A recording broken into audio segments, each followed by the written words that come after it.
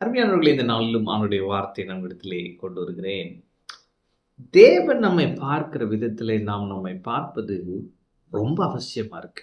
ஒவ்வொரு நாளும், ஒவ்வொரு காரியத்திலேயும் தேவன் நம்ம எப்படி பார்க்கிறாரோ, அப்படி நம்ம நம்மள பார்க்க வேண்டும் பாருங்க. இது நம்முடைய வாழ்க்கையவே டிரான்ஸ்ஃபார்ம் பண்ணிடும். நீங்க கிதியோனை குறிச்சு பார்க்குறோம் பாருங்களேன். நியாயாதிபதிகள் 6:12 கர்த்தருடைய தூதனானவர் அவனுக்கு தரிசனமாகி, பராக்கிரமசாலியே, கர்த்தர் உன்னோடே இருக்கிறார். ஓ மைட்டி ஹீரோன்னு அப்படி ஒரு டிரான்ஸ்லேஷன்ல போட்டிருக்கு. அப்ப அவன் பயந்திருக்கிறான், பயந்தாங்குழி என்று தன்னை நினைத்திருக்கிறான். ஆனால் அவனுக்கு ஒன்னே ஒண்ணுன்னா, கர்த்தர் என் கூட இருந்தா இப்படிப்பட்ட அடிமைத்தனத்தெல்லாம் வந்திருக்காதே அப்படின்னு அடுத்து அவன் ஆண்டவர்கிட்ட சொல்லுவான் பாருங்க. அப்ப இவன் தன்னை பயந்தவன் என்று எண்ணிக்கொண்டிருக்கிறான். அதே நேரத்துல ஆண்டவர் என் கூட இருந்தா இப்படிலாம் நடந்திருக்காதே அப்படின்னு நினைக்கிற ஒரு மனிதன். இவனை பார்த்து கர்த்தர் சொல்றாரு, பராக்கிரமசாலியே. அவன் அப்ப பராக்கிரமம், நம்ம ஒரு வாரியரா இருக்கிறோன்றது என்னோட பலத்தை வச்சல்ல, அவரை சார்ந்தது. அவர் என் கூட இருக்கிறார், அவரே என் பலனாய் மாறி விடுகிறார். அவன் அப்ப நான் உங்களை பார்த்து இதை சொல்றேன், கர்த்தர் உங்க கூட இருப்பார்னா, நீங்க கர்த்தரை சார்ந்திருப்பீங்கன்னா அவரே உங்கள் பலனா இருப்பார். அவர் உங்கள் பலனா இருக்கும் பொழுது நீங்கள் பெரிய காரியங்களை செய்வீர்கள், செய்ய முடியாத காரியங்களை செய்வீர்கள். ஆமென். சரி, அது ஒண்ணு. இப்ப கர்த்தர் உங்களை பார்க்கிற மாதிரி நீங்க உங்களை பார்க்கணும். மனுஷன் முகத்தை பார்க்கிறான், கர்த்தரோ இருதயத்தை பார்க்கிறார், இல்லையா? அப்போ உங்க இருதயத்துல என்ன இருக்குன்னு பார்த்தா அவர் மேல் உள்ள ஒரு விசுவாசம் இருக்கு. அப்ப அந்த விசுவாசம் போதும் உங்களை அசாதாரணமானவர்களாய் மாற்றிவிடும். ஆமென். அப்ப நீங்க இயேசுவை நம்புறீங்களா? அந்த ஃபெய்த் போதும் அவர் உங்களை பார்க்குற விதமே டோட்டல் சேஞ்ச் ஆயிடுது.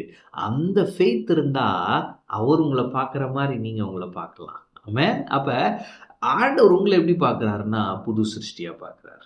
ஆண்டவர் உங்களை எப்படி பார்க்குறாருன்னா செல்வ சீமானாய் பார்க்கிறார். அவர் உங்களை எப்படி பார்க்குறாருன்னா ஆரோக்கியம் உள்ளவர்களாய். அப்ப காட்ஸ் பெர்ஸ்பெக்டிவ்ல உங்களை நீங்க பார்க்க உங்களுக்கு தேவை என்னன்னா ஃபெய்த்.